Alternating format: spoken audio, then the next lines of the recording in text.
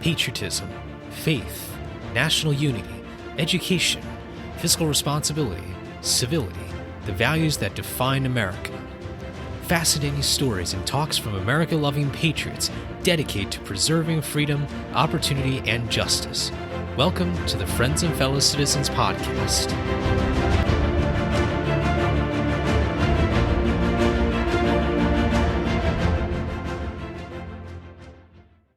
Hello, everybody, and welcome to another episode of Friends and Fellow Citizens.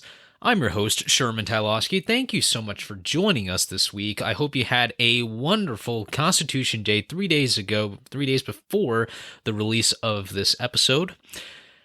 Once again, if you haven't already, please make sure you subscribe to Friends and Fellow Citizens. You'll get episodes every Monday. We've got a great range of solo and interview episodes, and I hope you will tune in. Now, today I thought I would do something a little different from what we usually do with our solo episodes. Since Constitution Day was only 3 days before the release of this episode, I thought I would try and go through 5 of the most interesting and innovative constitutional amendments that have been proposed out of the almost 12,000 that have been proposed in the history of the United States.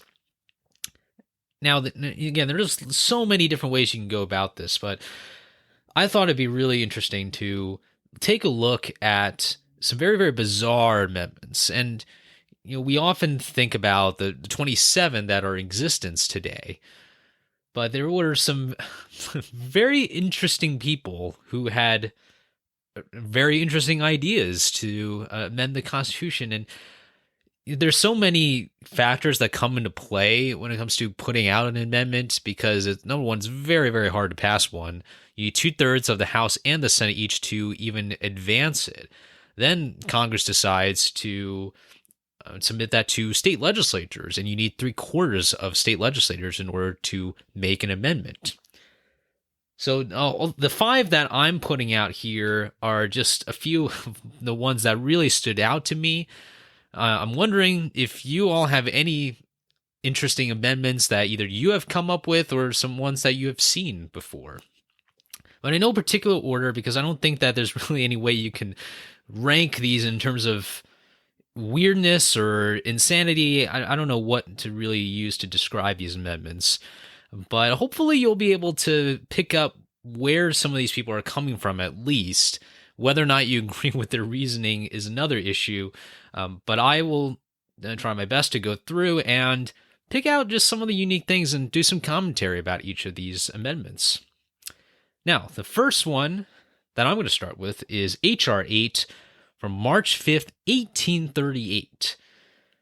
This was proposed to the Committee on the Judiciary for the 25th Congress by Congressman William Stephen Morgan of Virginia. And this first amendment is called the Dueling Ban Amendment, which, as the name suggests, would ban duels between individuals, anyone holding federal public office, and to essentially prohibit anyone who took part in a duel from ever holding office again.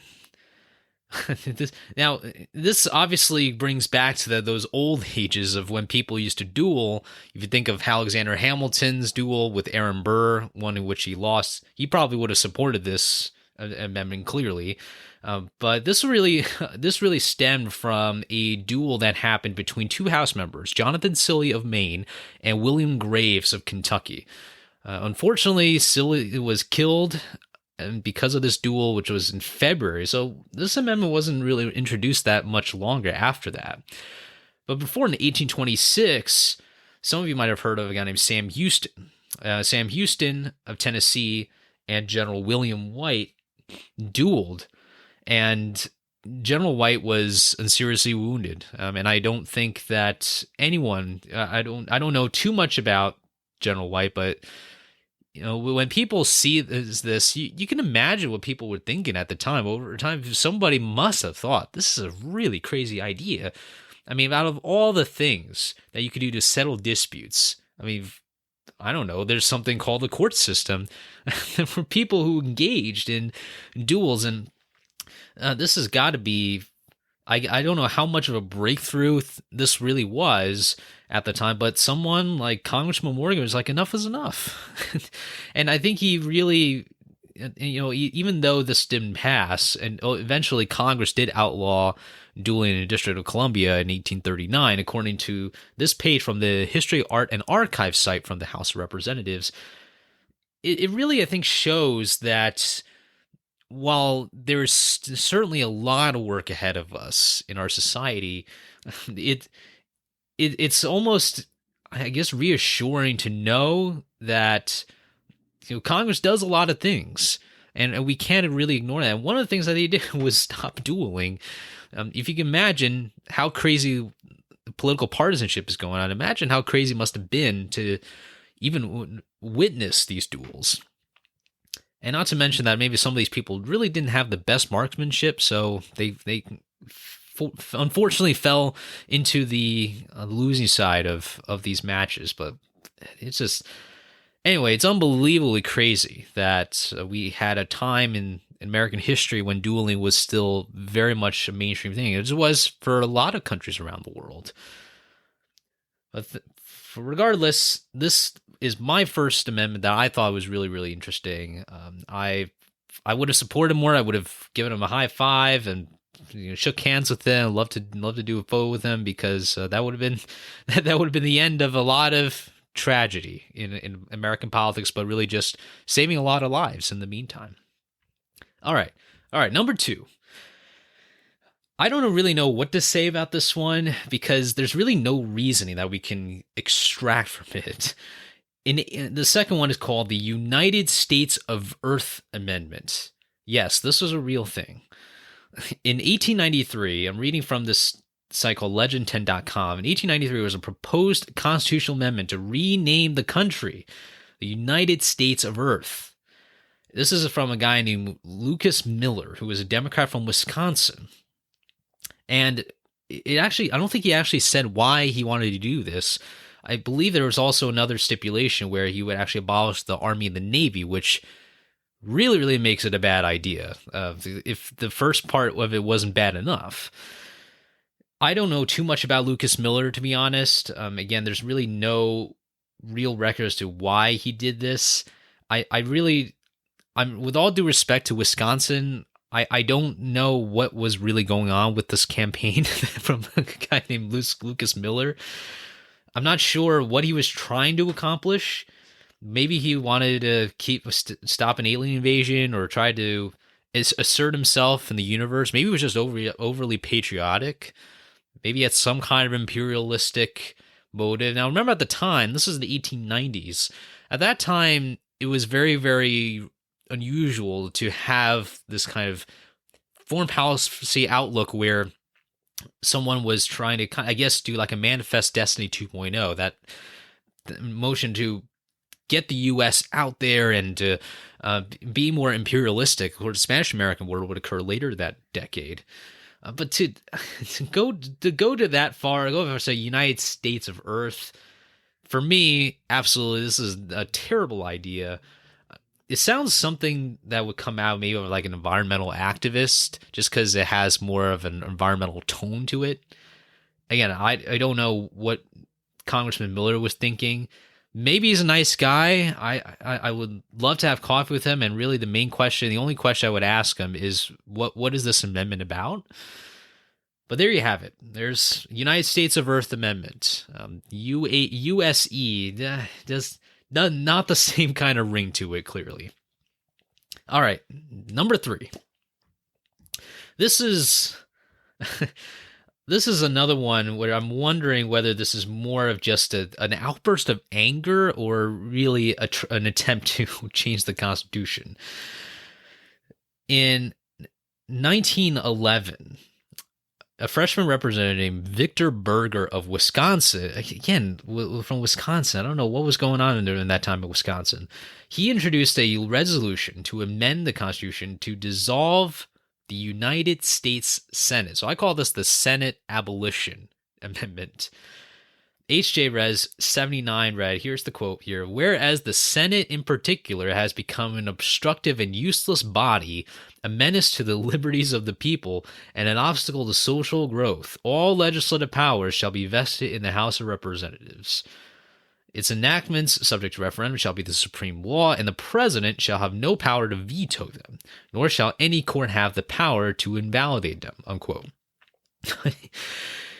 Essentially what this guy wants, right, is he wants to abolish the Senate. He wants the House to have all the powers. And there's one thing you have to know about this guy, Victor Berger. Again, I don't know him personally, clearly, but he was the first socialist elected to Congress. Now, look, I don't subscribe to socialism at all. I don't think any of us do. But you gotta give him credit where it's due, which is he already had a bad name attached to him. Not to mention this was during around the time of the Red Scare. I'm sure there were people already looking to him. He actually was sentenced to 20 years in prison under the Espionage Act a little bit later on. It was actually invalidated by the Supreme Court, which is kind of funny because he actually just said that he didn't want the courts to overrule the House, and yet the court was the one who saved him from prison. But this is really, really something. I'm sure a lot of people were laughing at him. People were probably laughing at him already before he even walked into that House chamber, just when everyone realized that a socialist was elected to Congress. And his reasoning here, according to this site, also from the U.S. House website, says here, quote, "The Senate has run its course and must someday, as with the British House of Lords, yield to the popular demand for its reformation or abolition," unquote. Okay, now this is really interesting. Some of you might remember that there is an amendment in the Constitution that allows the Senate to be popularly elected instead of being elected by state legislatures. And clearly, a guy like Victor Berger was not very happy about that. He did not like corruption. His whole platform was to root out corruption. He, I guess, really also didn't get along with a lot of senators because there's no way that this amendment would pass. Because you need 2/3 of the House and the Senate to advance this amendment. And there's no way that the Senate is gonna vote itself out of complete out of complete hatred towards oneself. They're not going to abolish themselves. So HJ Res 79 received no action, died at the end of the Congress, and no kidding. I understand that there's always been this sentiment. It's particularly towards. It's interesting is how he references the House of Lords, because even to this day, some joke candidates in UK elections, being myself, someone who has studied British politics in school, there have been people who've called for the abolition of the House of Lords. So the upper chamber definitely gets a lot of flack. But obviously, this is really whatever this guy's intentions are. There's so many better ways to amend the process, not to mention using existing tools to root out corruption. Maybe calling for the Attorney General to do more or calling for investigations, congressional oversight. Oversight on whether it's the Ethics Committee or some other committee that could do the job of rooting out corruption. But to go this far to abolish the Senate, really, really crazy. But hey, if this guy wasn't going to be able to do anything else, and with his standing, there really was nothing to do there, I guess this is really the best way to gain attention. All right, number 4. This one is a bit more interesting, in my opinion. It's called the Ludlow Amendment. And the Ludlow Amendment is essentially saying that in order for Congress to have any congressional declaration of war, there must be a national referendum. No referendum would be needed, however, if the United States had already been attacked. This is from a guy named Lewis Ludlow, who is a Democrat from Indiana. He proposes in 1935. The Council of Foreign Relations actually did a bit of a blog post about this amendment a little while ago. I thought it was really interesting, and it turns out that the Democrats actually made this as part of their 1924 campaign. FDR's allies, however, really were not interested in this. And even though it had 188 votes, it was still really, really short of the two-thirds that you needed. What's interesting is that this was at a time when there was still a lot of isolationism going on in America. A lot of people were not interested in getting another war, certainly not after the World War I kerfuffle that happened because of an assassination of a prince, essentially. So a lot of people at the time, even the Gallup poll, which was still relatively new, found that about 3/4 of the American people would want something like this, a national referendum on whether or not Congress should go to war. Now, setting aside debates about U.S. foreign policy and engagement in war, it's really important to note, though, that public opinion really has played a huge role in U.S. involvement in wars. And I think there's also a debate, most certainly. I don't know. I mean, again, there's no point that, or there's no chance that the Ludlow Amendment was going to pass. Congress is just like almost anybody; they're not going to strip themselves of power like this. However, I think Ludlow, if whatever his intentions are, I think he is pointing out to something about public opinion, and also the fact that abuse of power during wartime is a major issue. And if his solution is to bring it to the national referendum, I don't personally agree with this. I think Congress should still have this power to declare war, and ultimately it's about holding Congress accountable and having Congress hold itself accountable. But I think this amendment is particularly noteworthy to at least just examine. Forget about all the passages, because I don't think it's going to happen. But the passage of it certainly is very unique, and it also shows that we did have an isolationist view. And think about how that has fluxed over time. And we are very much involved in the world now. But to what extent, should we be involved in other countries and all that? That's still that's always going to be a debate. So Lewis Ludlow, not the craziest guy. I don't think this is the craziest amendment out of all five that I'm going to be mentioned today, but it certainly gives some kind of thought, about the populist premise that it had for this amendment. And Lewis Ludlow, again, another guy we should have coffee with if that were to be possible, because I would love to hear his reasoning and a bit more about the guy himself. But anyway, Ludlow Amendment, that's number 4. And number 5, also another crazy one, but very indicative of the divide in America at the time. And this is, there's really 2 branches here. First is that some of you might know a guy named John Calhoun, South Carolina pro-slavery guy, pro-nullification, states' rights. I believe he had this idea way back, but he actually died in like 1850. So really, because of poor health and all that, there was just no way he was going to be able to promote this. But there's another guy who in 1860 promoted this, and I think he had better timing than John Calhoun. Again, I don't support this at all. But there was a Virginia Democrat named Congressman Albert Jenkins proposed an amendment to eliminate the presidency and instead elect 2 people to share that executive power. And the whole premise of this was really on slavery, this idea that the South really wanted to have that leverage in Washington in the executive branch to make sure that Southern interests were being heard and that slavery would never go away. This, again, obviously no chance of passing, and I don't know a whole lot about Albert Jenkins himself, but this idea really kind of stems to some degree from the Americans' distaste and distrust of a king.